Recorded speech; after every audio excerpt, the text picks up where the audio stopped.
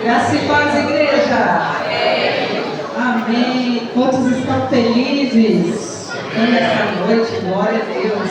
Vamos nos colocar em pé e abrir no Salmo 42. Salmo 42.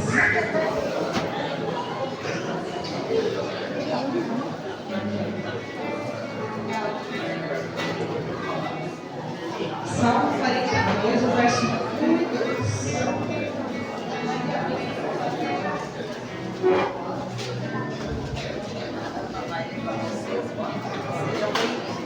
Amém?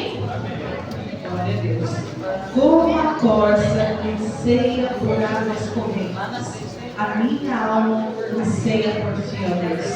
A minha alma tem sede de Deus, do Deus vivo. Quando poderei entrar para apresentar-me a Deus? Quantos aqui nessa noite podem dizer: quando eu vou poder louvar ao Senhor? Quando eu vou poder adorar a esse Deus que é o Deus vivo, Deus grande, verdadeiro, Deus que não é criado por mãos humanas? E Ele está vivo nesse lugar, Ele está presente, sendo manifesto nesse lugar, nessa noite. Se a igreja dele buscar de todo o coração, em espírito e em verdade, o Senhor se faz presente nessa noite. Quantos aqui anseiam pela presença do Espírito nessa noite? Amém.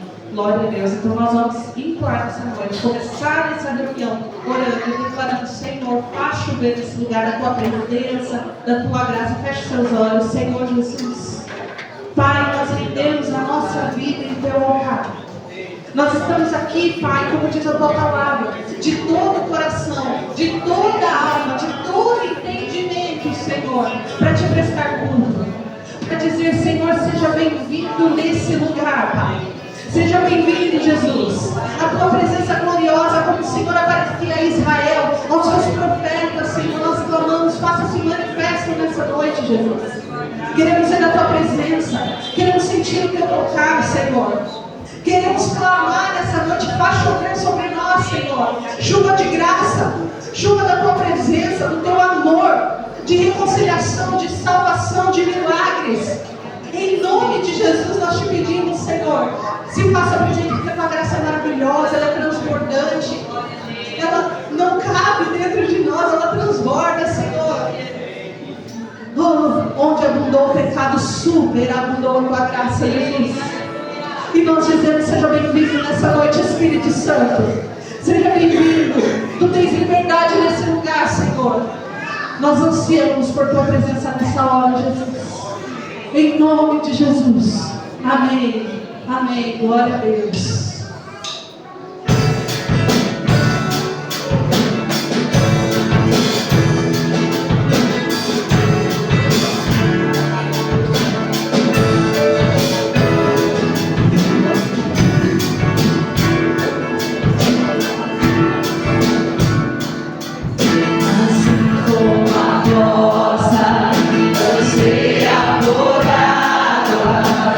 Como terra seca,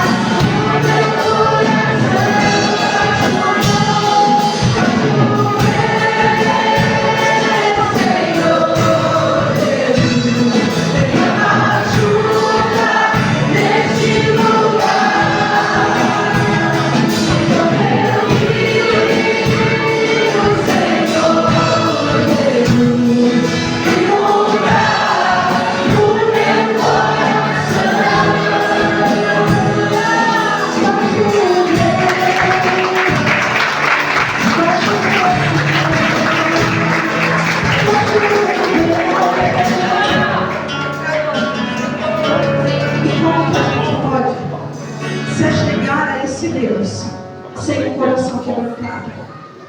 A palavra de Deus diz que Ele é um Deus zeloso. Ele diz: sede santos, como eu sou santo.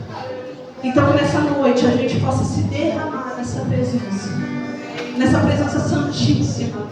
E lembrar que o nosso Deus, Ele é totalmente amor, mas Ele é totalmente justo, santo, puro. E que nós possamos dizer: Senhor, sonda meu coração. Vê se há em mim que algo não te desagrada, Senhor, e tira de mim nessa noite.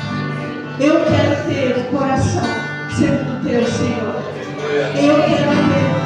A gente precisa ser humilde nessa noite para dizer: Senhor, se o Senhor olhar para a minha vida, não tem nada de bom.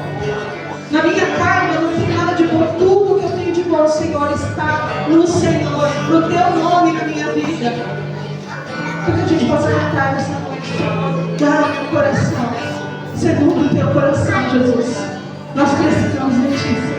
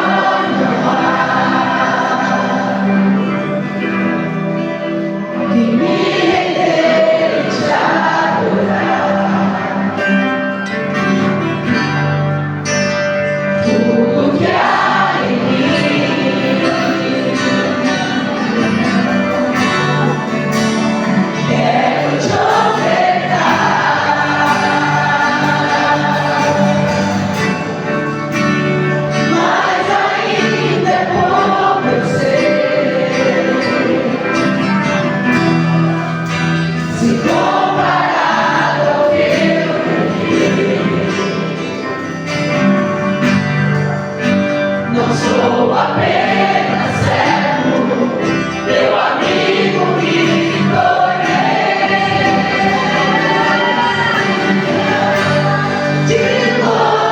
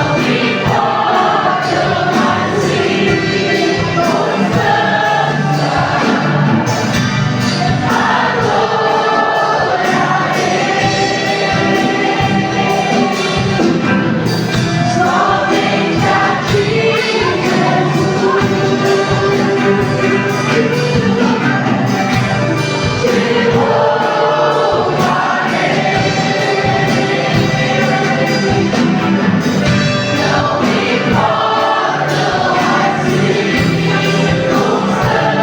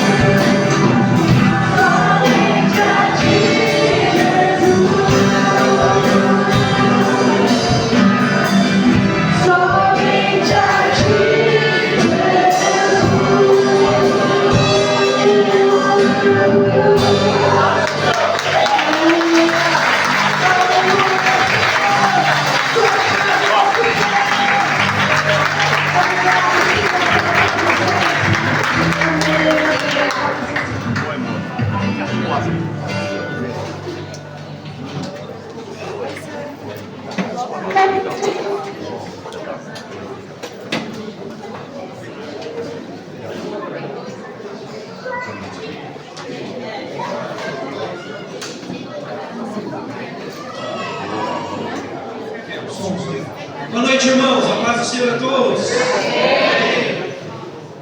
Se ajeitando aí. Quem está com calor aí, dê glória a Deus. A bênção para o Gente, atenção, recados da semana. Terça-feira, 20 horas. Terça-feira, 20 horas, oração aqui na igreja. Venha buscar o Senhor enquanto se pode achar, né, como diz a Bíblia. Quinta-feira a gente tem estudo bíblico, às 20 horas também. E no sábado, já chegou, olha como passa rápido. No sábado, às 19 horas, nós teremos um culto aqui de celebração pelos 50 anos da nossa igreja aqui no Claro. Glória a Deus. Presenças confirmadas aí do pastor Onésimo, que é o presidente da denominação. O pastor Levi Dalva estarão aqui também. E o pastor Benedito e a irmã Isabel, né, que foi aquele que me antecedeu. E nós já estamos aí com umas 100 e poucas pessoas, né, gente? Tem que dar um nome para eles, Ângela.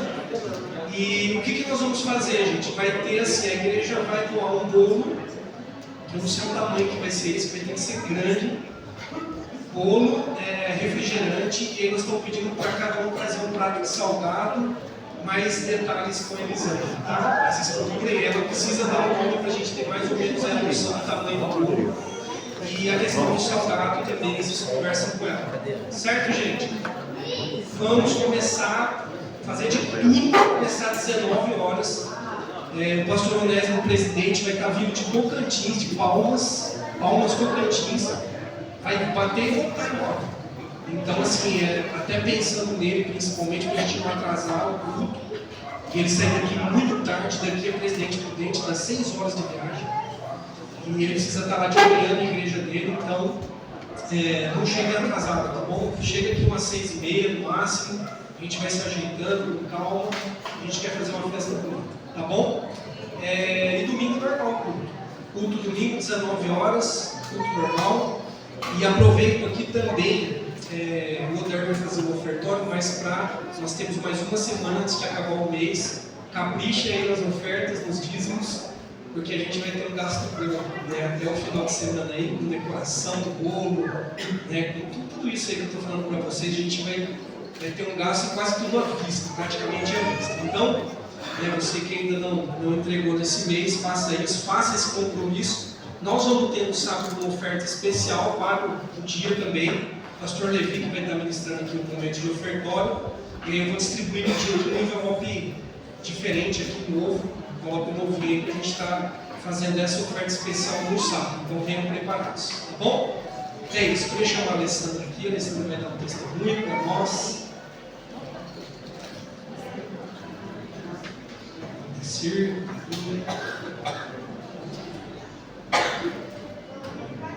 Boa noite, irmãos, a paz. Antes desse último louvor, era um testemunho só, mas agora são 2, tá? Eu sempre achei assim, difícil cantar, Te louvarei, não importa as circunstâncias. E na hora que começou a cantar, eu lembrei. E veio uma pessoa e falou, eu lembro, viu, que você fala desse louvor. Só que a gente não tem outra opção. A gente tem que louvar independente das circunstâncias mesmo. Bom, então eu gostaria de, primeiramente, agradecer a Deus, claro, mas agradecer a todos os irmãos que sabem da Clara, da minha neta, que foi diagnosticada com leucemia. E aí, a partir desse momento, a nossa vida teve uma reviravolta total, da família toda. E uns dias antes do diagnóstico, eu estava na igreja e ela estava sem andar. E eu falei, Deus, o que está acontecendo? Passou por vários médicos e ninguém está achando nada. É o meu pecado? É a minha vida? É meu erro? É o erro do meu filho? É o erro da minha nora? E Deus falou claramente, é para que vejam a minha glória, para que o meu nome seja exaltado. Só que é gostoso quando Deus fala assim com a gente. Só que a gente não sabia o que estava por vir. E enfim, aí a partir desse momento, foi aquele desespero total, pedindo ajuda, pedindo oração, pedindo... A gente sabe, como que a gente reage mediante a uma situação dessa. E a última coisa que a gente vai lembrar é que Deus falou naquele dia lá que era para a honra e glória dele, porque você não consegue assimilar uma coisa com a outra. Como assim? Como que tudo está cooperando para o bem, como que tudo vai dar certo lá no final e uma situação dessa? E aí Deus se mostrando dia a dia na vida, principalmente da Clara, do meu filho, da minha nora, da minha outra neta, da Alice, do meu marido, enfim, de toda a família. Assim, o agir de Deus todo dia a gente teria um testemunho para dar. Por quê? Um médico que não tinha nada a ver com a história dela, que descobriu o que ela tem. Passou por vários. Ninguém pediu um exame simples de sangue, não pediu. Foi um outro médico que não tinha nada a ver com a história, mas Deus usou esse médico. 2 dias depois, já tinha uma vaga no Boldrini, que também é difícil. É difícil, a gente sabe que tem pessoas que ficam esperando vaga. E ela já começou o tratamento 2 dias depois do diagnóstico. E o exame deles são bem detalhados, né? E aí saiu 98% do corpo dela tomado pela célula cancerígena, ou seja, o câncer estava no corpo todo. E a gente foi comemorando a cada boa notícia que a gente tinha. Qual era o tipo da leucemia? O tipo mais comum em crianças, 80% de chance de cura. Glória a Deus por isso. Então, a gente está ainda agradecendo, a gente está ainda vivendo um dia de cada vez. A gente está celebrando a vida da Clara todos os dias. Deus está sendo muito presente na vida dela. Se conversar com ela, você fala, não, ela não tem 5 anos, ela tem 15, porque ela sabe o horário do remédio dela, ela sabe o que ela não pode fazer, o que ela não pode comer. Ela acabou de tomar um remédio, ela falou, vó, eu tenho que ficar 1 hora sem comer agora, tá? Então, quer dizer, ela... Gente, Deus está agindo demais, demais na vida da nossa família. Aí chegou a parte do cabelo, que para ela, a gente achou que ia dar aquele trabalho. Ela pediu para cortar bem curtinho. Aí a decisão de raspar a cabeça foi dela. Ela falou, não, eu não quero, porque estava caindo muito e ela começou a ficar muito irritada com isso. E aí teve mais pessoas também que já aproveitou. É bom que daí ele não usa o meu shampoo. E ela teve um sonho também, né? Ela teve um sonho. E a minha nora falou que ela acordou chorando. E a minha nora falou, o que aconteceu? Você está com dor?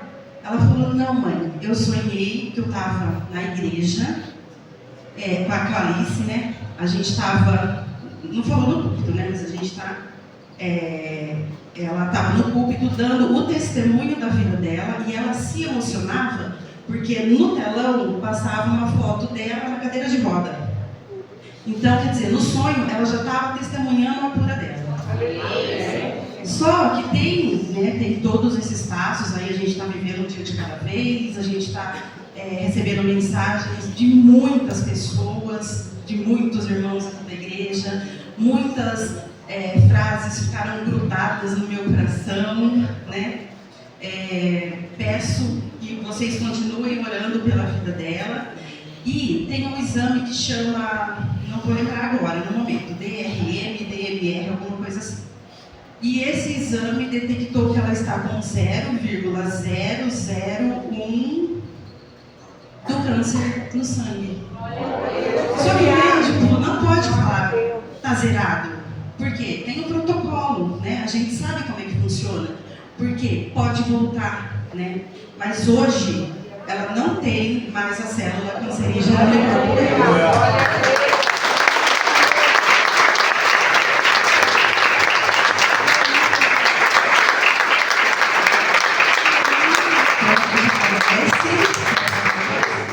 Quer falar alguma coisa? Quer pedir oração?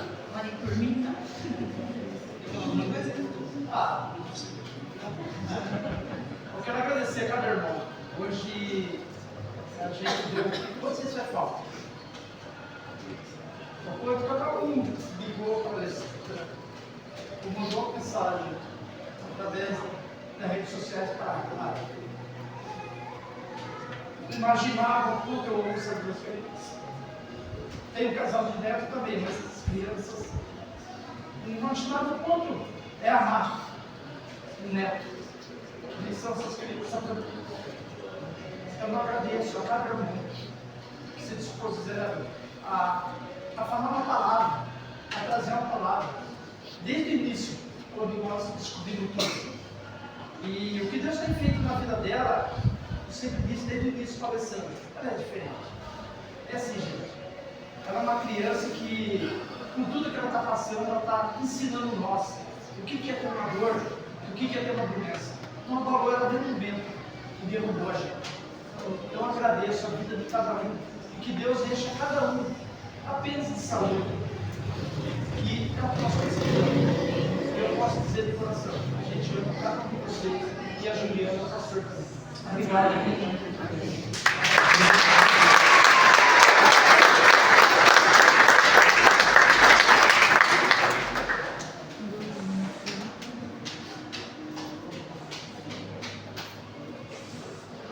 Pode vir, André. Deixa ela tranquila. A gente ora por elas, eles. Temos orado, mas a vitória é garantida, né? Glória a Deus. 0,001. Glória a Deus. Vai ser em nome de Jesus. Toda terça a gente está aqui orando pela Clarinha também, né? Pela família. E Deus é fiel. Graças a Deus o tratamento também está surtindo efeito, né?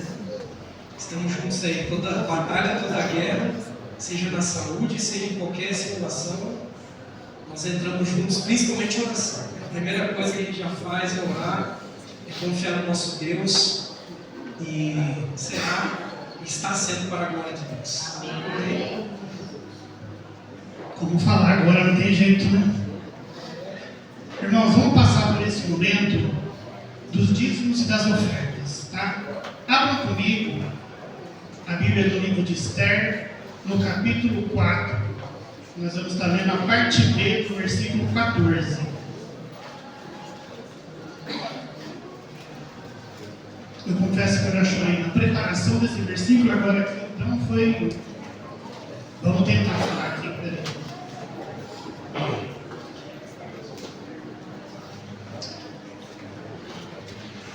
Esther, capítulo 4, versículo 14, parte B. Quem sabe se não foi para este momento que você chegou à posição de rainha. O versículo acima relata a história da rainha Esther, no momento em que os judeus seriam mortos por razão de um decreto assinado pelo rei. Se Esther não falasse com o rei sobre isso, todos os judeus seriam mortos. Foi quando Mardoqueu, seu tio, disse esse versículo para Esther. Vamos trazer para os nossos dias de hoje. Você já parou para pensar o porquê de você ser membro dessa igreja? Já parou para pensar por que Deus tem lhe dado a situação financeira, o seu trabalho que você tem? Você já parou para pensar no seu propósito dentro dessa igreja? Qual deles? Qual o propósito que é? Me deixa ser Mardoqueu na tua vida e te perguntar hoje. Em outras palavras, né, a mesma palavra que Mardoqueu perguntou lá para a rainha Esther. Quem sabe não foi? Quem sabe se não foi para este momento, com esse propósito que você chegou nessa igreja? Deixa eu ver. Irmãos, nós não estamos aqui à toa. A sua vida, seu trabalho, tudo aquilo que Deus colocou na sua vida não é em vão, não é à toa, é bênção na nossa vida. Então o mínimo que a gente faz é devolver a Ele para que mais vidas tenham acesso a esse Deus. Amém? Desculpa a dor, mas eu já chorei à tarde e agora chorei. Entende? Então coloque isso no seu coração. Tudo que você fizer, faça para a glória e para a honra de Deus. Vamos orar, queridos. Senhor, nosso Deus, nosso Pai, te damos graças, Pai, pelas oportunidades que o Senhor nos dá. Te damos graças, Pai, pelos 50 anos que essa igreja está de portas abertas, recebendo vidas, recebendo irmãos, testemunhando a tua cura, Pai. Crendo, Senhor, que cada dia o Senhor ainda faz milagres na nossa vida. Muito obrigado, Senhor, pelo nosso trabalho, muito obrigado pelo nosso salário, pela nossa saúde, Pai, por tudo aquilo que o Senhor coloca no nosso dia a dia. Te damos graças pela oportunidade de podermos devolver para a tua obra, Pai, aquilo que o Senhor nos dá. Em nome do Senhor Jesus, eu oro e agradeço com o perdão dos meus pecados. Amém, Senhor. Irmãos, com alegria, vamos fazer a nossa oferta. Amém?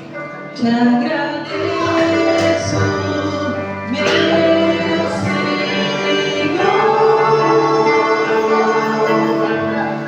Te agradeço, meu Senhor.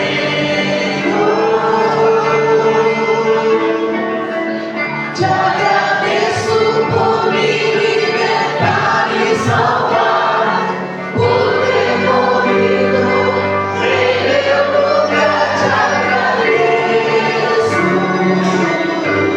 Jesus, te agradeço. Eu te agradeço, te agradeço.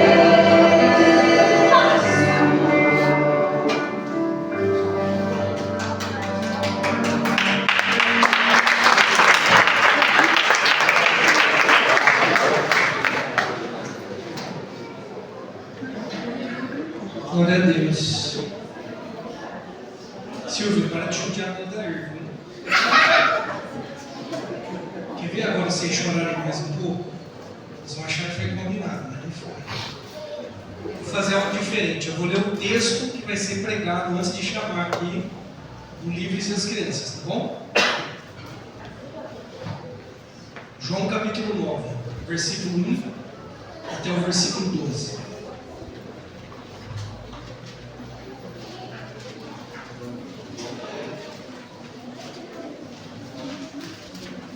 João capítulo 9, versos 1 a 12.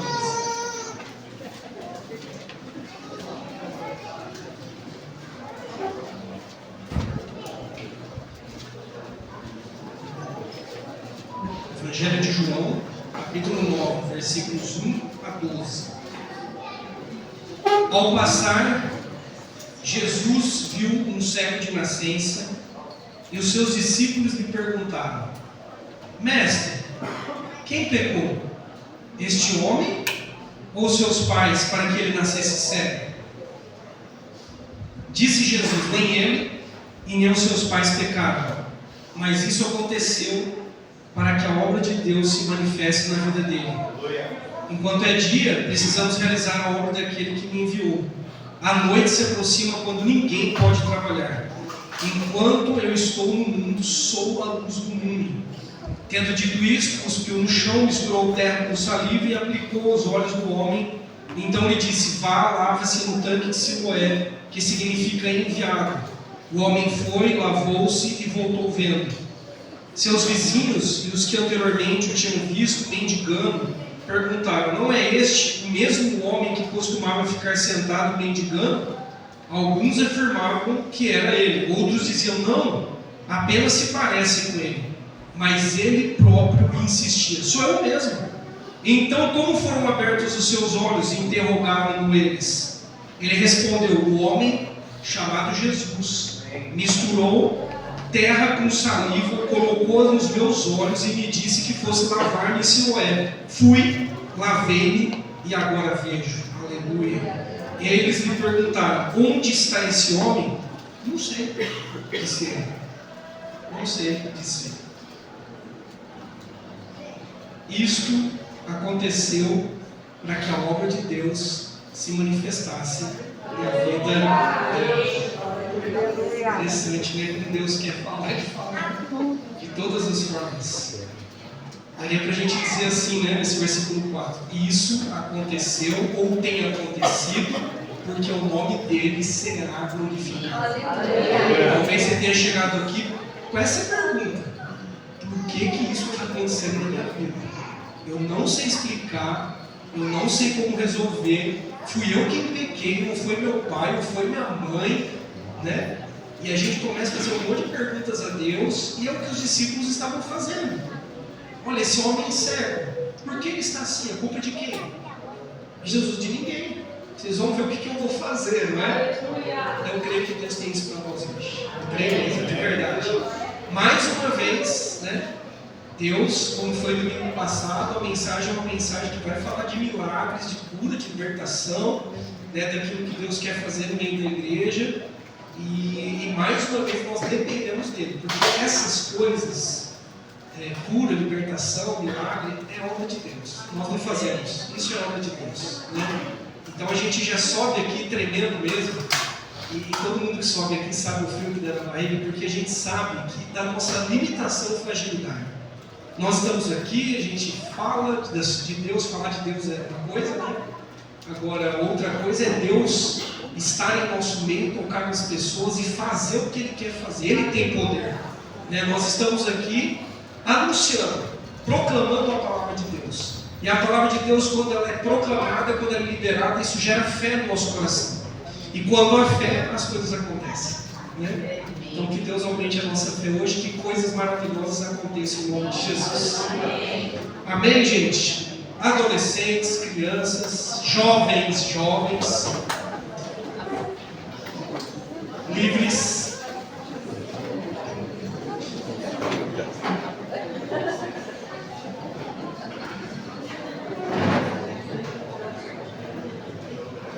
Professores.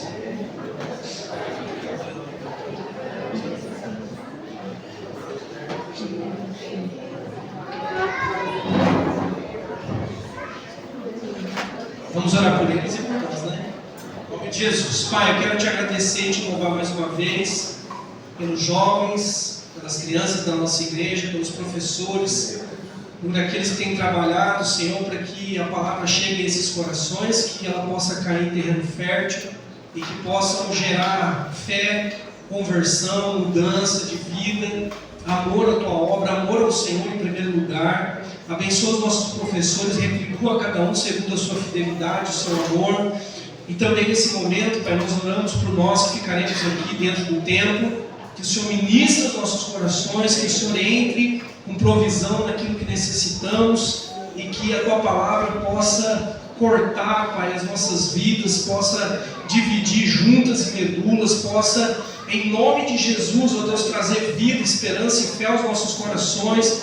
Espírito Santo de Deus, que o Senhor esteja, ó Deus, curando as nossas vidas, alicerçando a nossa fé, Deus trazendo esperança aos nossos corações. Eu dependo de Ti. Todos nós que estamos aqui dependemos da Tua graça e da Tua unção, que esteja sobre as nossas cabeças, em nome de Jesus. Amém. Glória a Deus. Amém.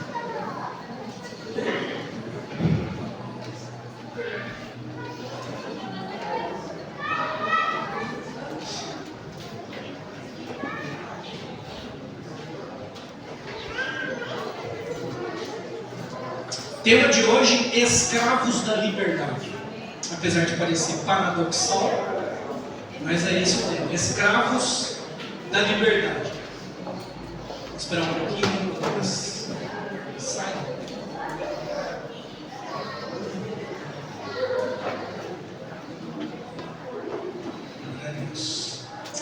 Gente, no mundo que nós vivemos, há vários tipos de escravidão, certo? Normalmente associadas a alguns tipos de vícios que nós temos. São vários, né? Eu vou citar alguns aqui. Então, alguns são escravos, por exemplo, de jogos, outros são escravos de pornografia, escravos de drogas lícitas ou ilícitas. Alguns são escravos do trabalho, aquelas pessoas que têm que trabalhar, nunca tem tempo para descansar, né? Outros estão escravos de uma religiosidade vazia. Está escravo de um sistema religioso que não leva a lugar nenhum, é vazio, sem vida. Outros são escravos de bens materiais, vivem para conquistar coisas materiais. Outros, muitas vezes estão escravos dos prazeres carnais. A vida é uma vida onde a pessoa corre, investe todo o seu tempo e a sua energia para satisfazer os seus prazeres. Outros são escravos de ideologias e assim por diante. Todos esses tipos de escravidão que o mundo apresenta estão associadas a algo ruim e destrutivo, certo? Sempre está associado a algo ruim e destrutivo. Mas existe um outro tipo de escravidão que leva à liberdade, à justiça e à santidade, apesar de parecer contraditório, né? A Bíblia então fala de dois tipos de escravidão: a escravidão que o mundo traz, que é essa ruim, destrutiva, e a escravidão de Deus, ou em Cristo, ser escravo de Cristo. Os apóstolos se apresentavam como escravos de Cristo, eles se apresentavam assim. Só que essa escravidão de Cristo ou em Cristo, a Bíblia apresenta ela como algo leve e algo que está associado a uma vida de obediência e serviço voluntário a Deus. Então é aquela coisa assim: olha, eu poderia ir embora, eu poderia deixar esse lugar, deixar essa pessoa, mas eu quero ficar. Eu quero servir, eu quero amar Cristo, eu quero obedecer a Cristo de livre e espontânea vontade por aquilo que Ele fez por mim. Então essa é a escravidão que traz liberdade, justiça e santidade.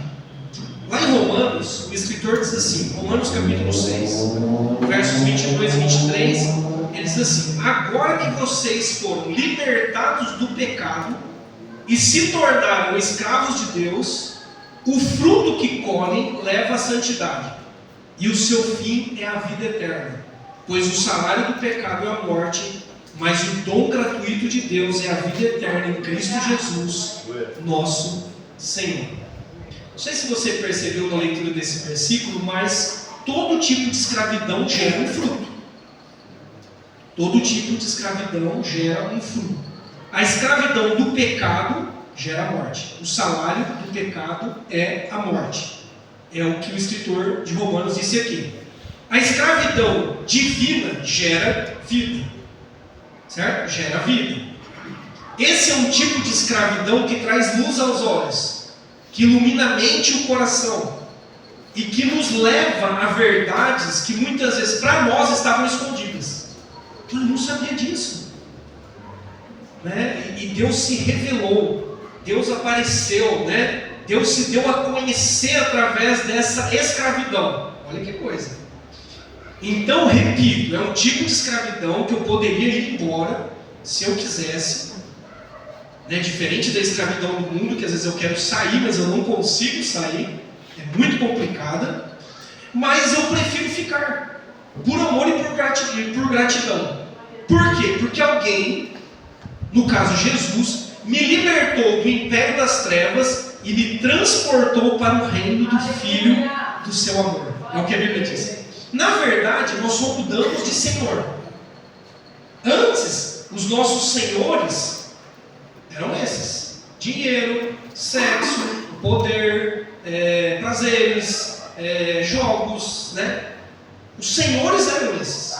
Mas agora, a Bíblia está dizendo que nós somos libertos desses senhores e fomos transportados para um outro reino, o reino do Filho de Deus, que nos amou e se entregou por nós, para o perdão dos nossos pecados. Esse tipo de escravidão é um tipo de escravidão que traz paz. Eu sou escravo porque eu quero. Eu sou um servo de Cristo porque eu quero. Aliás, porque Ele quis primeiro. Mas a partir do momento que as minhas algemas caíram, a partir do momento que os meus olhos foram iluminados, e agora eu fui transportado para uma outra realidade espiritual, eu quero continuar aqui. Eu poderia voltar, mas eu quero continuar aqui, porque eu amo aquele que me libertou das trevas, e porque eu sou grato a Ele. Então eu quero servi-lo, ok? Então nós somos transportados de um reino que é o reino das trevas, para um reino que é o reino da luz, e o reino da verdade. Em João capítulo 8, um pouco mais à frente do texto que nós lemos, os versos 31 e 32, Jesus disse assim: se vocês permanecerem na minha palavra, verdadeiramente vocês serão os meus discípulos, e conhecerão a verdade, e a verdade os libertará. Sem Deus, sem a verdade de Deus, não há libertação. Ainda que você não saiba disso. Não, eu não sou escravo. Eu nunca fui escravo de ninguém. De acordo com a Bíblia, quem não passou por esse processo, que é o que a gente chama de conversão, novo nascimento, é escravo do pecado. Nasceu em pecado e continua preso nas suas paixões, nos seus desejos, na sua autossuficiência, ainda que seja religioso ou religiosa. Ainda que eu faça algumas coisas para tentar conquistar o favor de Deus, todas elas serão desprezadas e insuficientes. Porque essa ação de tirar alguém das trevas e colocar alguém na luz é algo de Deus, exclusivo de Deus. E acontece por meio da fé, acontece por meio de uma entrega total e restrita da minha vida e do meu coração a Deus. Então, domingo passado eu disse que Jesus é o pão da vida, certo? E hoje eu estou afirmando com todas as letras, baseado aqui no texto de João capítulo 9, que Jesus é a luz do mundo. Jesus é a luz do mundo. Onde há luz, irmãos, há verdade, certo? E onde há verdade, há liberdade e também responsabilidade. Então, se eu fui iluminado no meu entendimento, eu conheço a verdade. A partir do momento que eu conheço a verdade, eu não sou mais inocente. Eu não peco mais por ignorância. Mas agora eu estou pecando de propósito. Porque a verdade já me foi revelada. Então, quem foi liberto dos seus pecados, de acordo com a Bíblia, permanece na luz. Permanece na luz. Certo? Pense em alguma coisa que você possa ter perdido lá na sua casa. E está tudo escuro, cômodo. Você vai ter que acender a luz. Não é para achar? Você perdeu lá a carteira. Caiu em algum lugar. Está tudo escuro. Você não vai encontrar. Dificilmente você vai encontrar. No momento que você acende a luz, a verdade é revelada. Você consegue ver onde as coisas estão. E uma vez que você encontrou a tua carteira, a responsabilidade aumenta. Certo? Porque agora você não pode gastar em qualquer coisa. Encontrei a carteira, agora não posso dizer que foi alguém que roubou, alguém que levou embora, está aqui, está nesse lugar. Esse texto que nós lemos tem um relato aqui muito significativo de um encontro de Jesus com um cego de nascença. Ele era cego de nascença e ele mendigava para sobreviver. E aí acontece esse encontro, e uma vez acontecido esse encontro, esse homem é curado, acontecem coisas maravilosas aqui, um milagre. E eu queria falar então de algumas evidências de alguém que deixou de fato de ser escravo de algo destrutivo e passou agora a ser escravo da liberdade. Quais são as evidências? Quando a gente olha para alguém, quais são as evidências para dizer se essa pessoa é livre, essa pessoa está na luz, ou essa pessoa ainda é uma escrava e essa pessoa está em trevas? Quais são as evidências? Quais são as diferenças? Ok? Como eu posso identificar assim, olha, esse ou essa que estava cativo e enfermo, agora está livre e curado, ou curada? Quais são as evidências? Primeira delas, escravos da liberdade vivem debaixo da graça e não da lei. Escravos da liberdade vivem debaixo da graça e não da lei. A pessoa alcançada sabe que foi Deus quem fez o milagre que ninguém poderia fazer. A pessoa sabe. Ela tem essa convicção. E eu repito aqui, cura, libertação e salvação são obras de Deus. É obra de Deus. É obra de Deus. Ah, mas foi o médico. Deus usou o médico. Ah, mas foi aquela pessoa que me socorreu naquele dia. Foi Deus quem enviou. Ah, mas foi aquele dia que eu fui naquela igreja. O Modern disse aqui, você não vê a cor? Nós achamos que estamos no controle. Mas Deus se movimenta através do seu Espírito para produzir cura, libertação e salvação. Deus faz isso. Para nós não existem coincidências. Existe cristocidência. Ou seja, Cristo no centro. É Cristo no trono. É Cristo governando. Então essa pessoa que vive debaixo da graça e não da lei, ela tem convicção do amor de Deus. Ela tem convicção de que Deus não tem prazer no sofrimento humano. Deus não quer o seu mal. Há vários textos na Bíblia que mostram isso, que Deus tem pensamentos bons a nosso respeito, que Ele quer nos dar um futuro glorioso, abençoado. Então, Tem um homem sofrendo aqui, cego de nascença, mendigando. E qual que é a lógica? Nossa, alguém pecou. Inclusive os discípulos tinham essa teologia. Os discípulos chegam a Jesus e perguntam: Jesus, foi ele que pecou para estar assim? São os pais? Né? Quem que pecou? Jesus, ninguém. Não, isso daqui não é culpa de ninguém, mas é para que o nome de Deus seja glorificado, a obra de Deus se manifeste na vida dele. Então preste atenção, se você o tempo todo se sente culpado, o tempo todo você está esperando cair o raio do céu para te fulminar, Deus vai me julgar, né? O tempo todo eu vivo com medo do inferno, da condenação eterna. O tempo todo eu imagino assim um Deus que está me filmando e vendo os meus erros. Se eu vivo assim o tempo todo, eu ainda sou um escravo, não de Deus. Entendeu? É assim que você tem sentido o tempo todo culpado, com medo de Deus, né? Com medo de que aquilo que vai, né? Será que daqui a um tempo, porque eu fiz isso há 5 anos atrás, ele vai me punir agora? Se eu vivo assim com medo, eu me relaciono com Deus por causa do medo ou da culpa, eu ainda sou um escravo. Por quê? Porque a graça liberta. A lei escraviza. A lei escraviza. E nós temos essa lógica muito forte no nosso coração. Que a lógica, não que ela não aconteça na Bíblia, não apareça, mas a lógica da semeadura. Aquela coisa assim, se eu fizer tudo certinho, vai dar tudo certinho na minha vida. Se eu cometer um deslize, vai cair o céu na minha cabeça. E não é assim, tão matemático assim. Né? Deus é Deus e Deus faz coisas. A gente vê o texto de Jó, que Jó é um homem justo e bom e temente a Deus e sofreu várias coisas, e perdeu familiares, e perdeu dinheiro, e perdeu saúde, e continuou fiel com Deus, e não havia pecado, né? Ele não estava sofrendo por conta dessa situação. Agora, se eu estou sofrendo, Deus me mostrou porque eu pequei, ou porque eu estou errando em uma área, arrependa-se. Confesse, abandone, creia no perdão de Deus. Aqui na igreja a gente usa essa linguagem: tome posse do perdão de Deus. Porque a Bíblia garante que aqueles que confessam os seus pecados, que abandonam, são perdoados. Zerou, não há mais culpa, não há mais condenação sobre a sua vida, mas é preciso se arrepender. Isso vai trazer paz à sua vida e saúde para o seu corpo. Certo? Romanos capítulo 8, 34, o escritor diz assim: quem nos condenará?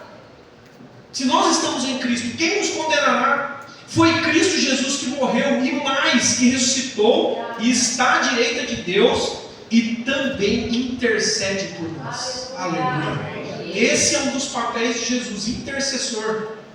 Olha que coisa linda. Pessoas que foram compradas, remidas pelo sangue de Jesus, têm nos céus um intercessor. Alguém diante de Deus intercedendo por nós. Nada mais, nada menos do que Jesus. O Cristo ressuscitado. Tá bom? E a gente fica: não, Deus vai me punir. Eu estou assim. Eu bati o dedão aqui naquilo e doeu pra caramba. Devo estar com algum pecado. Eu acho que eu joguei pedra na cruz. Eu sou azarado. Ó céus, ó terra, né? E a gente fica assim, se lamentando. Isso é problemático porque indiretamente nós estamos dizendo que Deus é mau. Deus tem prazer no sofrimento. Deus quer me punir. Deus é vingativo. E não é o Deus que aparece na palavra de Deus. Lógico que, voltando, se eu de fato estou andando em pecado errado, eu preciso abandonar, porque a Bíblia disse um pouco lá atrás que o salário do pecado é a morte. Tem consequências? Tem consequências. Se os meus senhores são aqueles senhores das trevas e do mundo, isso vai dar ruim. Não pense que vai dar bom, que vai dar ruim. Certo? O diabo vai tentar o tempo todo ficar plantando na tua mente culpa, te acusando de coisas do passado, às vezes te acusando de coisas do presente, torcendo as intenções de Deus ao teu respeito. E eu acredito assim, sabe, gente, pela palavra de Deus ali em Hebreus principalmente, que se Deus precisar me corrigir como um pai, por meio do sofrimento, Ele vai fazer isso e está bom. Se eu preciso amadurecer sofrendo algumas coisas, não porque eu pequei, mas porque eu preciso amadurecer, eu preciso de disciplina como um filho, amém. Mas Ele não fará isso de forma cruel, vingativa, ou além daquilo que eu consigo suportar. Assim como um pai, uma mãe, um avô, um tio vai corrigir os seus pequenos, para que eles caminhem o caminho direito, certo? Vai fazer isso com amor, Deus também nos corrige. Amém. E Deus usa os sofrimentos para fazer isso também, certo? Agora, essa graça, essa liberdade que nós recebemos em Cristo, não pode servir de pretexto para eu viver uma vida de pecado, de libertinagem. Uma coisa é liberdade, outra coisa é libertinagem. Então tem gente também que cai para um outro lado, que assim, já que Deus é gracioso, Deus é bom, misericordioso, a gente chama isso de hipergraça, tá? Então eu vou pecar mais, porque a Bíblia diz que onde abundou o pecado, superabundou a graça. Tem uns espertos, não muito espertos, que pensam assim, vou pecar mais, porque vai vir mais graça sobre a minha vida. Pensamento errado. Porque se eu for alcançado por essa graça, é para que eu não viva mais em pecado, mas eu viva como um escravo da liberdade, um escravo de Cristo, certo? Olha o que Paulo diz em 2 Coríntios 5,17. E assim, se alguém está em Cristo, é nova criatura. As coisas antigas já passaram e eis que se fizeram novas. Você tem certeza que está em Cristo? E que Cristo está em você?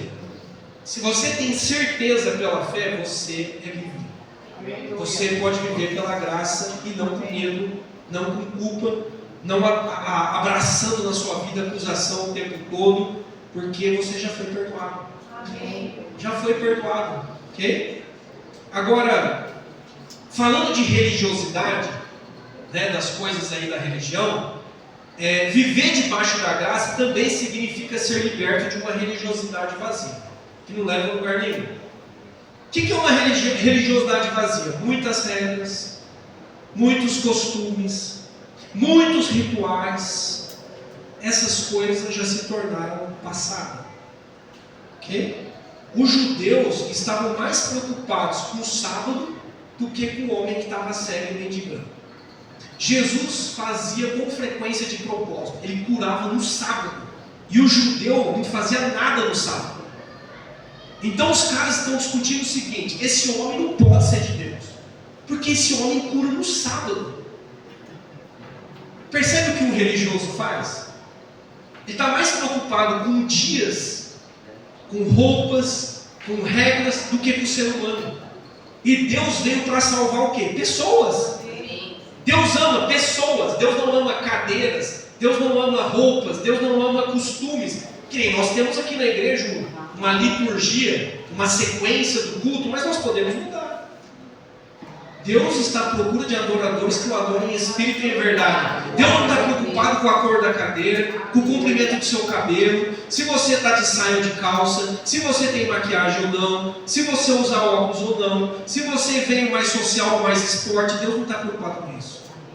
Lógico que a Bíblia nos ensina a ter decência, ordem, bom senso nas coisas, mas Deus está à procura de pessoas que o amem de verdade. Sinceridade, verdade, Deus está preocupado com isso, certo? Mas os religiosos, aqueles que estão presos na religiosidade, fica nisso. É sábado, sábado não pode fazer nada, né?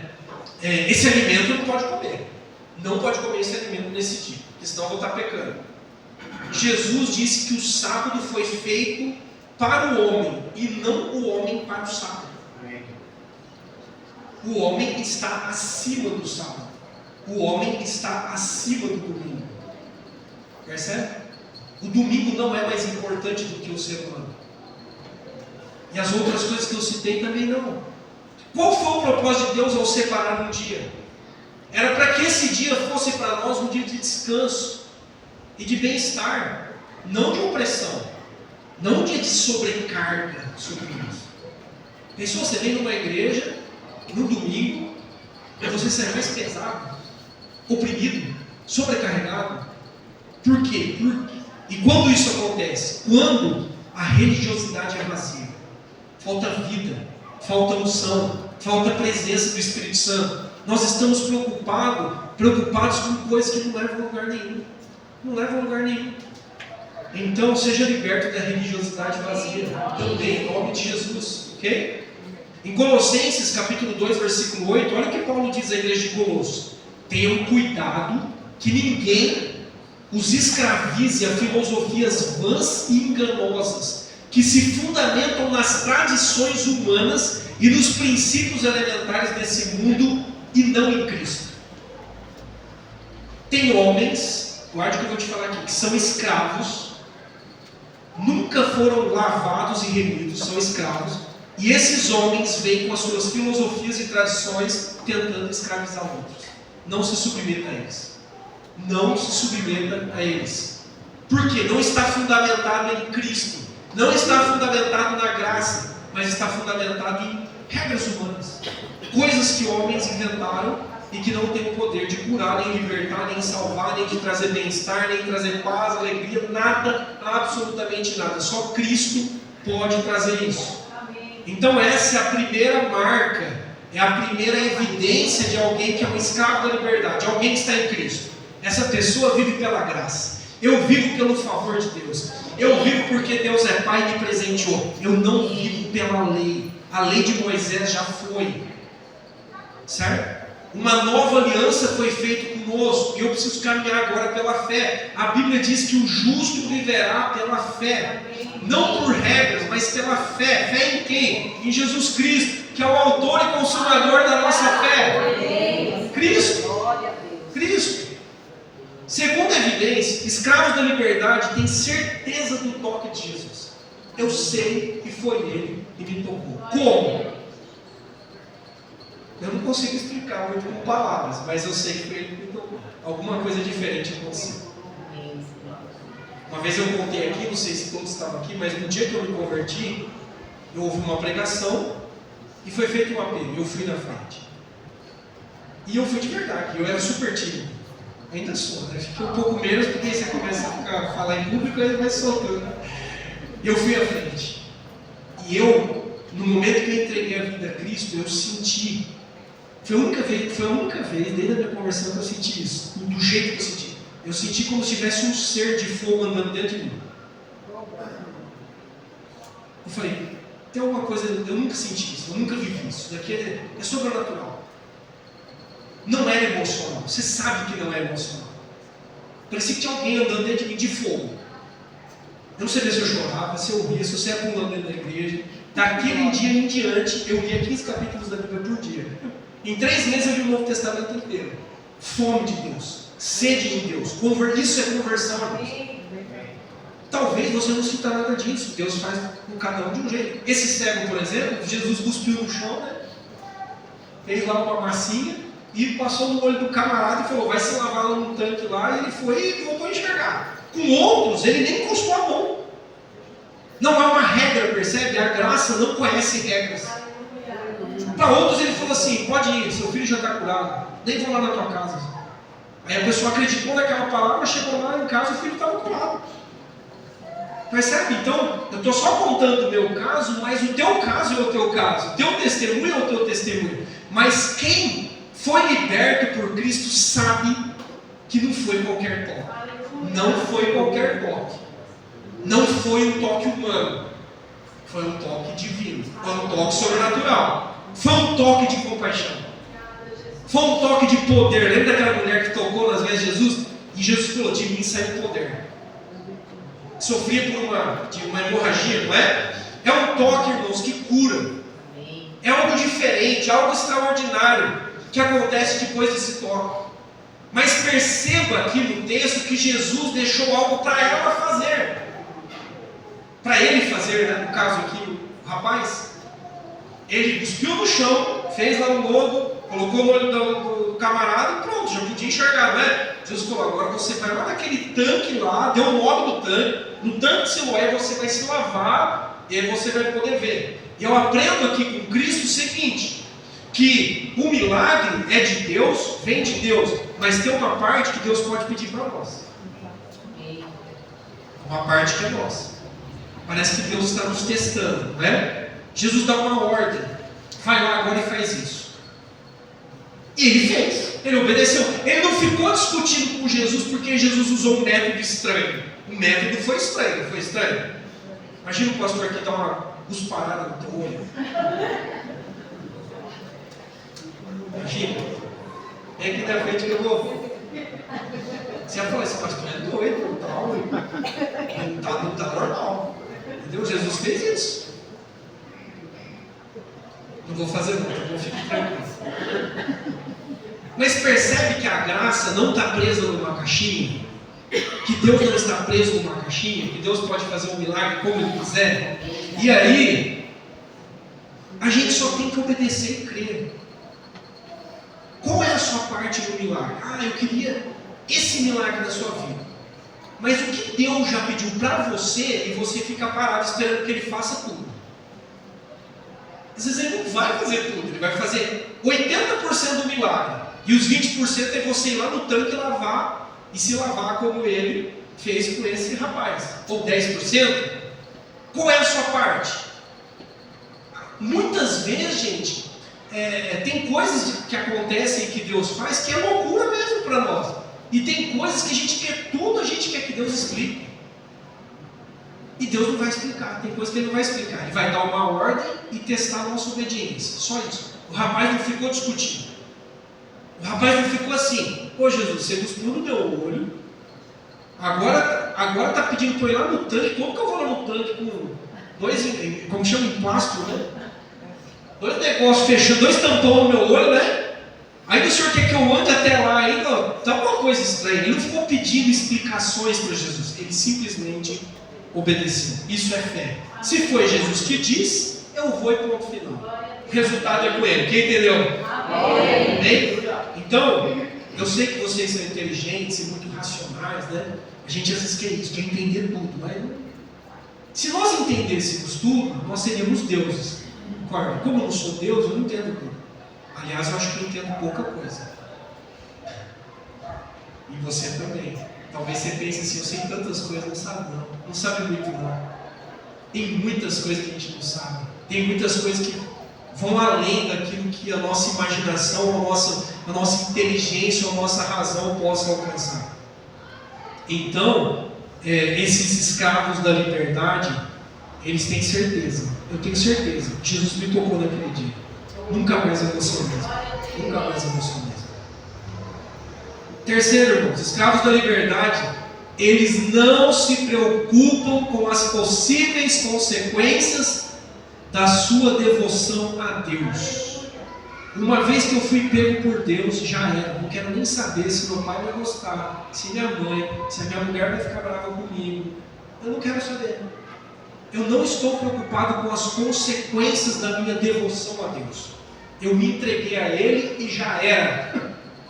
Quem gostou, gostou. Quem quer me convidar para ir ao aniversário, me convida. Quem quer andar comigo, ande. Quem nunca mais quer me olhar, amém. Eu estou com Cristo, vou continuar com Cristo.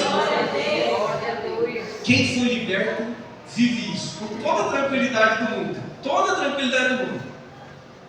E isso aqui aconteceu com esse rapaz. Ficou um interrogatório.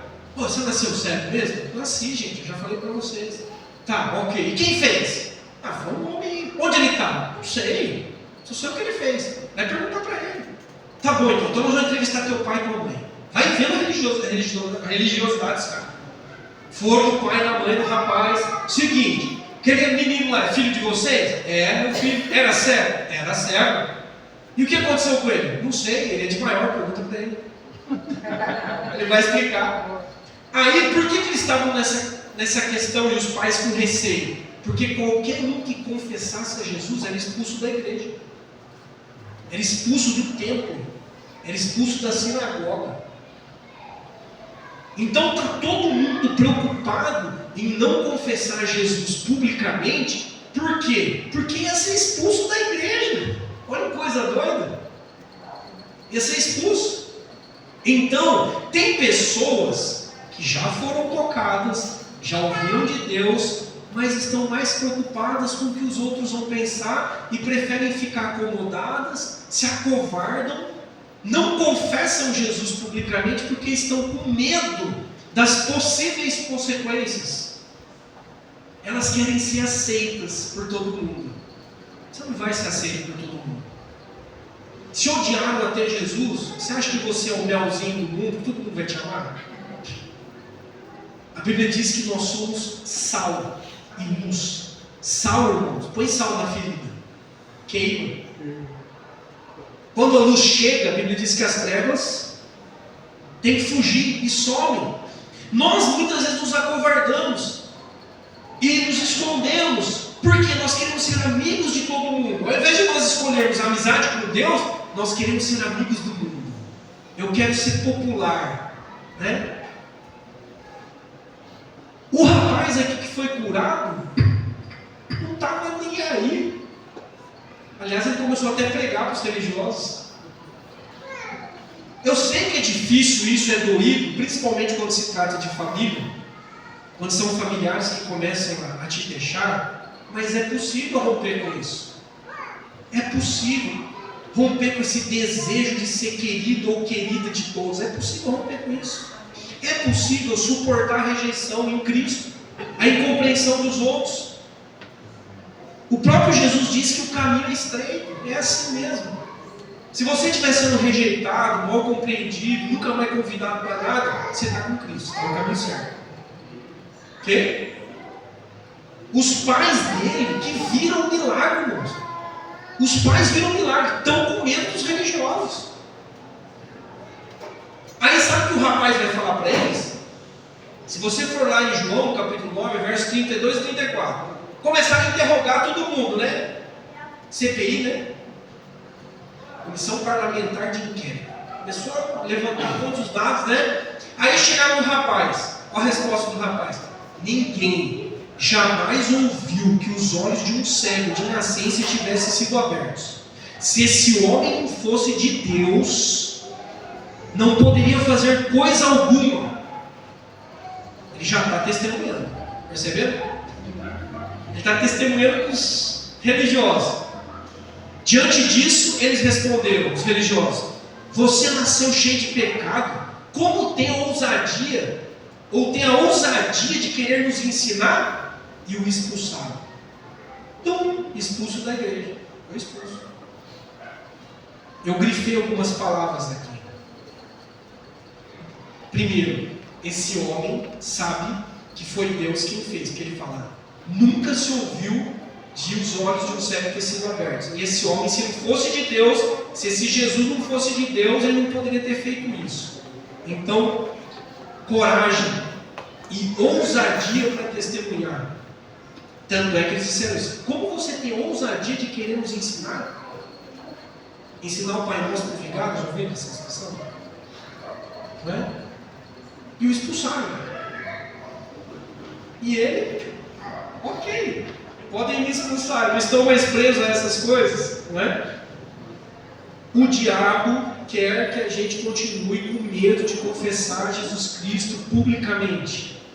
O diabo continua trabalhando para que a gente prefira a glória dos homens, a aceitação humana e o acompanhe até o inferno. Essa é a verdade. Essa é a proposta do diabo.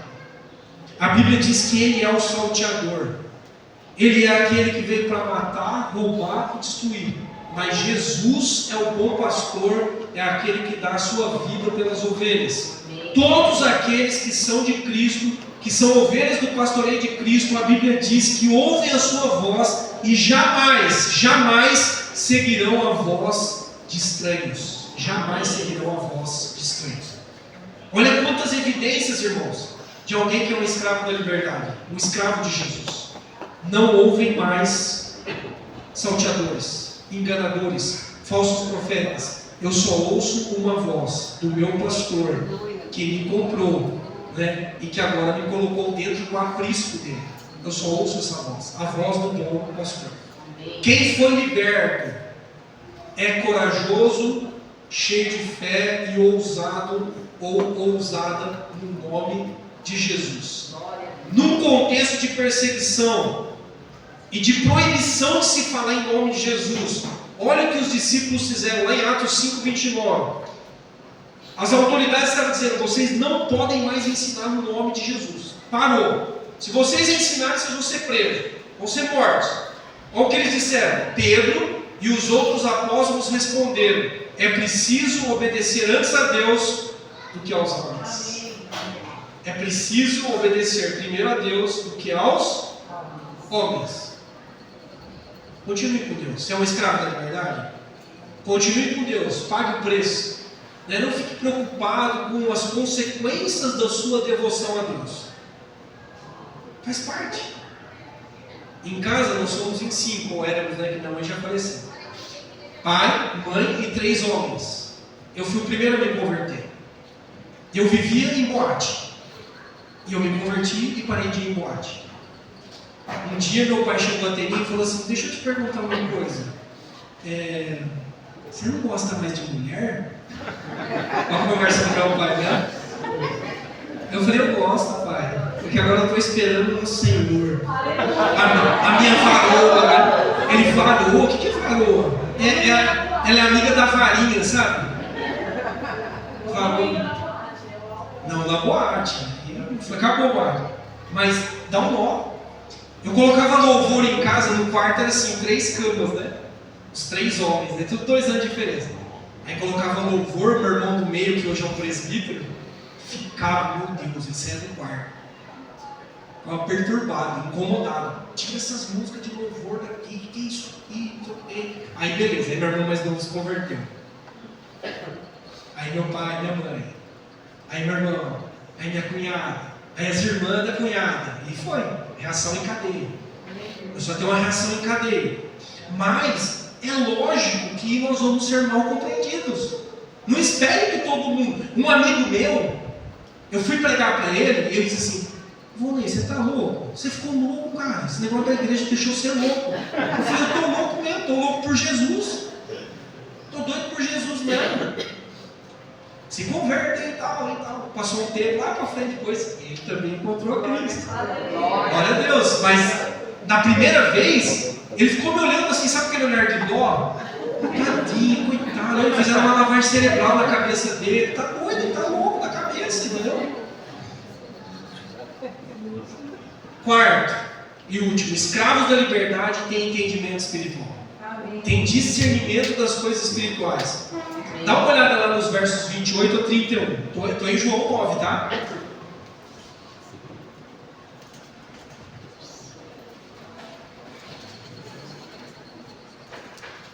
Olha que doido isso.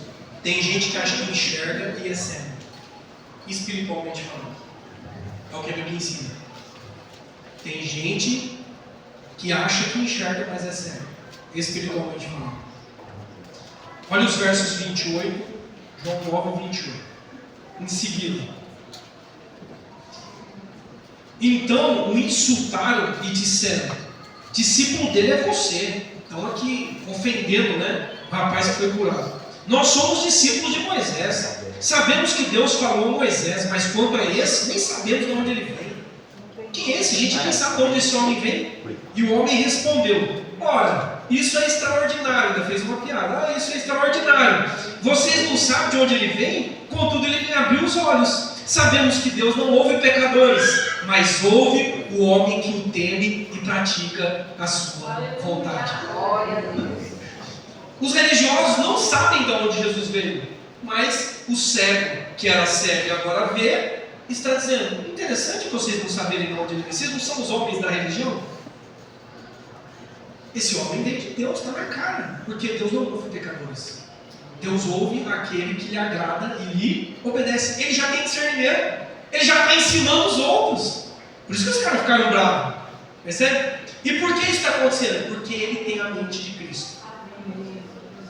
Ele abraçou a loucura de Deus, que é mais sábia do que a sabedoria dos homens. Numa linguagem popular, ele está pego. Ele está pego. Jesus já o atraiu com laços de amor.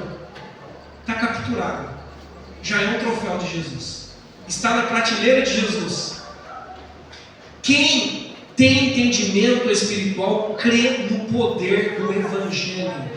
Crer que o Evangelho é a boa notícia de Deus. O resto, irmãos, nunca é tão bom assim. Por melhor que seja a notícia, nunca vai se comparar à boa notícia do Evangelho. Qual é a boa notícia do Evangelho? Que Jesus veio até nós pecadores e fez isso voluntariamente porque nos ama e se entregou por nós, o justo morrendo pelos injustos, o justo levando embora os nossos pecados, sujeiras, toda a condenação, toda a situação que era desfavorável contra nós, pregada na cruz. Ele levou todas as coisas. Tem notícia melhor do que essa? E fez isso quando nós ainda éramos pecadores. Nos amou primeiro. Não foi porque a gente amava Deus, né? Então, eu amei a Deus, então agora Deus vai cuidar de mim. Não, Ele nos amou primeiro. Ele teve a iniciativa primeiro, né? Agora, essa mentalidade carnal, que é dos escravos desse mundo, ela não compreende as coisas do Espírito. Ela é orgulhosa. Percebe aqui que eles falam: quem é você, filho? Quem é você, rapaz, que está sem pecado? Como se eles não fossem pecadores. Quem é você que está sem pecado e para ensinar a gente?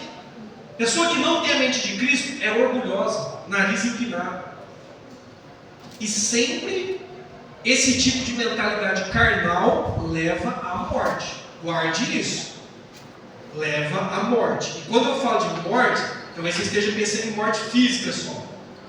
Mas estou falando de morte das emoções, morte espiritual, separação de Deus, todo tipo de coisa ruim é o que vem como resultado dessa mentalidade carnal. Versículos 39 a 41, né, eu li aí. Mas olha agora Colossenses 2:23. Paulo vai dizer lá à igreja de Colosso: essas regras, né, que os religiosos colocam, elas têm aparência de sabedoria, com a sua pretensa religiosidade, uma falsa humildade e severidade contra o corpo, mas não tem valor algum para refrear os impulsos da carne. A única coisa que nos domina, que nos dá domínio próprio em relação às coisas da carne, é o Espírito de Deus.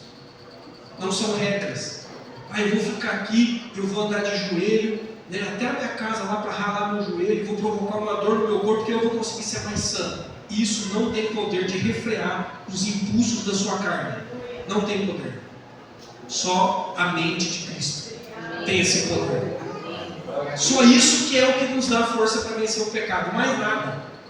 Mais nada. Você pode mudar tudo na sua vida. Regras. Tem uma aparência de sabedoria. É bonito. Uma pretensa religiosidade. Uma falsa humildade. Você age com rigor. Você faz promessas. Olha, a partir de hoje eu não faço mais isso ou aquilo. Não tem poder contra a sua carne. A nossa carne, irmãos, é tão forte. Os nossos impulsos e desejos, isso é tão forte, que se não for levado para a cruz com Cristo, não é subjugado. Por isso a Bíblia nos ensina tanto o quê? Que nós temos que morrer para nós mesmos. Que eu tenho que me despir da velha natureza, eu tenho que abandonar o meu passado para eu viver uma vida nova. As duas coisas não tem como conciliar. Não tem como conciliar. Não tem como ficar com um pé em cada canoa. Não tem como eu ser um escravo do mundo e ao mesmo tempo um escravo da liberdade. Ou eu sou uma coisa, ou eu sou outra. Ou estou com Deus, ou estou entregue a mim mesmo. E o meu fim é a morte. E a pior coisa que tem para um ser humano é estar entregue a si mesmo. Estar entregue a si mesmo, segundo as suas paixões, é a pior coisa. O doente, o escravo, sempre tem uma falsa humildade. A religião é de fachada. E no caso desse tipo de religião legalista, qualquer um que não fizer parte disso ou não aceitar as regras desse esquema diabólico vai ser expulso da comunidade. É o que eles fizeram com o rapaz e com qualquer um que confessasse a Jesus. Comunidades diabólicas, guarde isso. Elas vão colocar um peso sobre você, vão tentar te manipular. Se você não se sujeitar a esse peso, a esse jugo, você é expulso. Se você está numa igreja, numa comunidade que é saudável, vai ser leve. Você vai ter paz, você vai ter alegria, ninguém vai te forçar nada. É o Espírito de Deus que vai trabalhar em teu coração. Se você for se entregar, é a sua entrega, é verdadeira, é genuína. Não vai ser o pastor, não vai ser ninguém que vai te ameaçar de alguma coisa. Nada disso. Tem que ser verdadeiro, genuíno. Isso é graça. Isso é liberdade de fato. Certo? Então Cristo não te tocou, não te curou, né? Não te libertou, não te chamou, não te salvou para que você volte de novo aos cativeiros do passado. Sejam eles quais forem. Não foi para isso que nós somos libertos. Nós somos libertos para continuar libertos, caminhando com Cristo. Gálatas 5:1 foi para a liberdade que Cristo nos libertou. Portanto, permaneçam firmes e não se deixem submeter novamente a um jugo de escravidão. Não se deixem se submeter a um jugo de escravidão novamente. 1 Coríntios 7,13, vocês foram comprados por alto preço. Não se tornem escravos de homens. Vocês foram comprados por Jesus, não pelo pastor, por ninguém aqui. Quem pagou a dívida foi Cristo. Foi com o sangue dele precioso.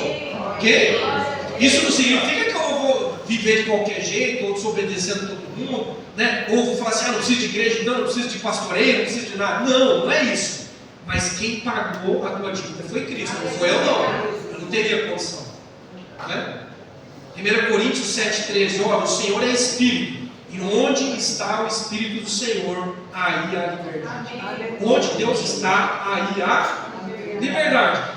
Então esse rapaz aqui aprendeu a viver, e eu espero que você aprenda, debaixo da graça. Vou viver debaixo do favor de Deus, não debaixo de regras, de leis, de costumes. Esse rapaz aprendeu o seguinte, eu tenho certeza que foi Jesus que me tocou. O toque foi diferente até do meu pai e da minha mãe. Foi diferente.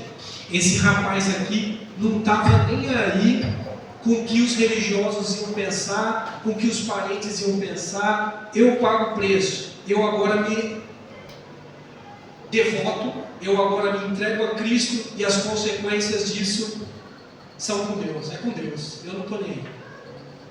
E terceiro, agora ele tem a mente de Cristo. Percebe que algo foi implantado nele? Eu sei que as pessoas usam a expressão lavagem cerebral num aspecto negativo, pejorativo. Mas num aspecto positivo é o que acontece. Quando eu me entrego a Cristo, acontece uma lavagem mesmo. Por quê? Porque eu estou sujo, eu tenho pecado. Acontece uma lavagem da minha mente e do meu coração. É implantado em mim agora uma semente divina. Eu continuo com a semente carnal, terreno, mas agora tem uma briga. Agora a briga é boa. Agora é briga boa. Porque agora existe o velho homem, o velho Volney, e existe o novo homem, refeito, redimido segundo a imagem de Cristo. Começou a briga agora. É a briga entre as coisas que a minha carne quer e as coisas que o Espírito quer. Agora imagina se eu não tenho as coisas do Espírito. Se eu não tenho a semente de Deus, eu só tenho esse lado. Estou frito. Estou perdido. Agora não. Agora eu tenho as armas de Deus. Agora eu tenho o poder de Deus sobre a minha vida. Eu tenho a graça de Deus sobre a minha vida. Eu posso e devo vencer o pecado. Eu devo continuar na luz. Eu posso permanecer na luz, porque há poder sobre a minha vida. Há poder sobre a sua vida. Bem? Vamos ficar em pé e vamos orar? Quem quer ser escravo da liberdade? Escravo da liberdade. Muito bom, muito bom. Vai.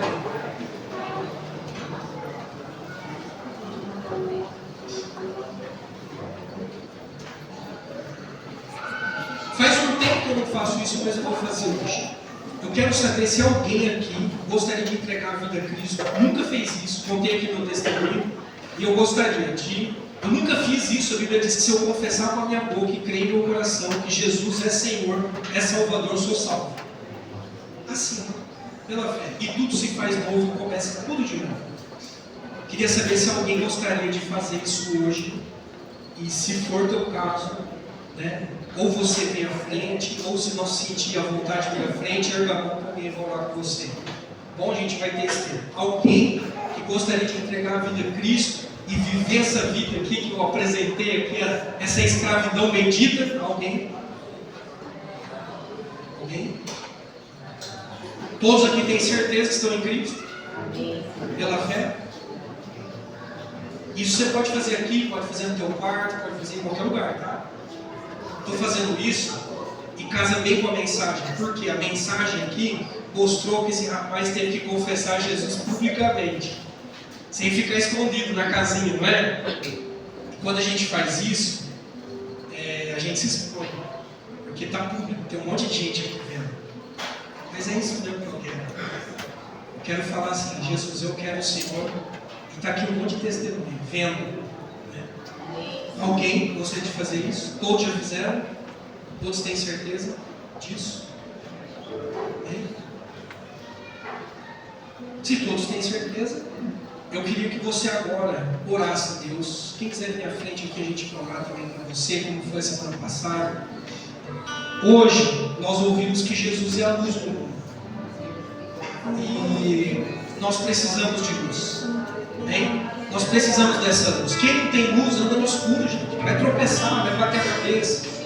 Então eu queria que você que quer hoje renovar a aliança com Cristo, Deus, eu estou preso em algumas coisas, eu estou voltando, né? Eu estou voltando ao passado, eu já fui liberto, mas eu ainda estou preso em algumas coisas.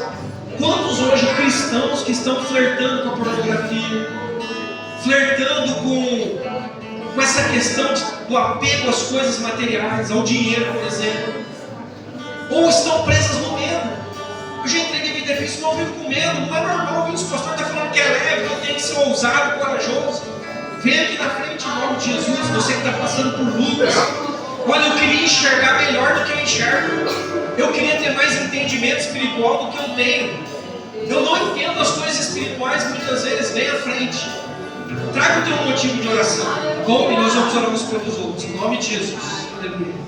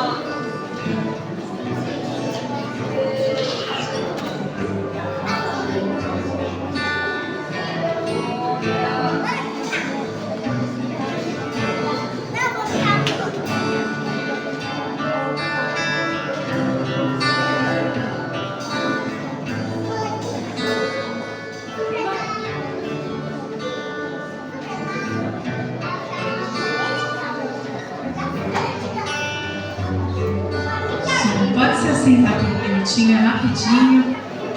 Dona Cláudia nos procurou, ela tem um testemunho muito semelhante ao que foi a palavra hoje. Não tem como mudar. Senhor, irmãos, testemunho de 2 horas, tá? Mas tudo bem. Irmãos, eu não tinha como deixar de testemunhar hoje. Eu venho pedindo para Deus mostrar para mim se era mesmo isso que aconteceu comigo. se foi o que Deus permitiu.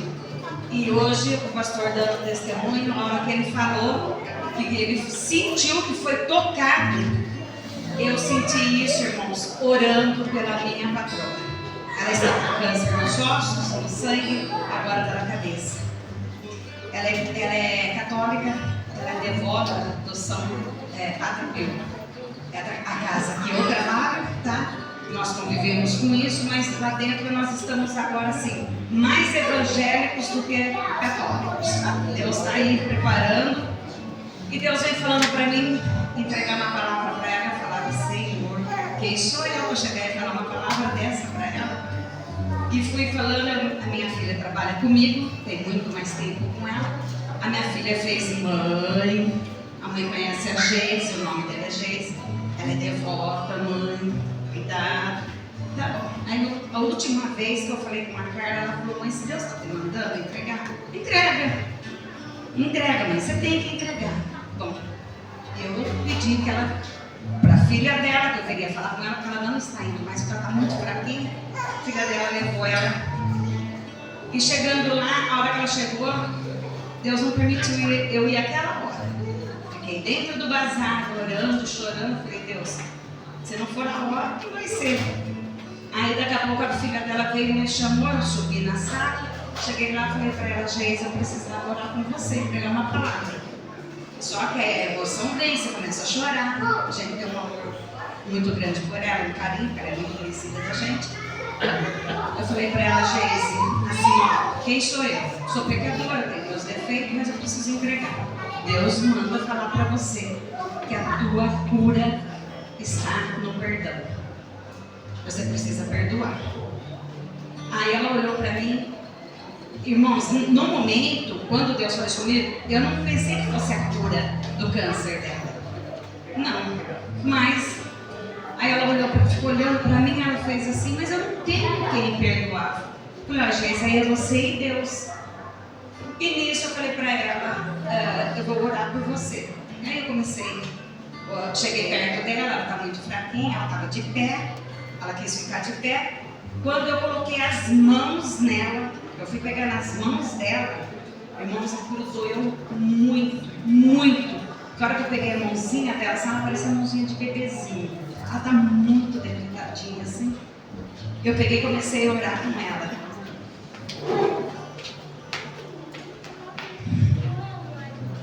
A hora que eu comecei a orar com ela, irmãos, subiu dentro de mim, assim, vinha, como o pastor falou, uma coisa assim, e ao mesmo tempo, medo de eu estar errando de entregar a palavra para ela. E Deus ali foi falando comigo, não, fala, você tem que falar, e eu fui falando. Aí ela fez assim, eu orei com ela, orei, chorei muito com ela, quando eu terminei, falei, Geise, eu preciso fazer uma pergunta para você. Eu sei que você está fraca, não é isso que a gente quer, mas eu preciso te perguntar, você aceita verdadeiramente Jesus Cristo na tua vida? Ela aceitou, irmãos, porque ela não aguentou. Ela aceitou, ela desmontou, aceitou. Ela falou, aceito com todo o meu coração e aceito o Espírito Santo na minha vida. Na hora que ela falou aquilo me arrebentou. Aí eu falei para ela, tá bom então. Ela olhou para mim e ela falou, você não é a primeira pessoa que vem entregar essa palavra para mim. Você é a terceira pessoa que ora, ela não falou rezar, mas que ora por mim, falando que eu preciso perdoar. Eu vou ver onde está, mas eu vou perdoar, porque eu creio na palavra. Ela fez. Eu falei, então você aceita Jesus? Aceito de todo o meu coração. Então, irmãos, eu só quis dar esse testemunho porque sabe até a que ponto ela vai.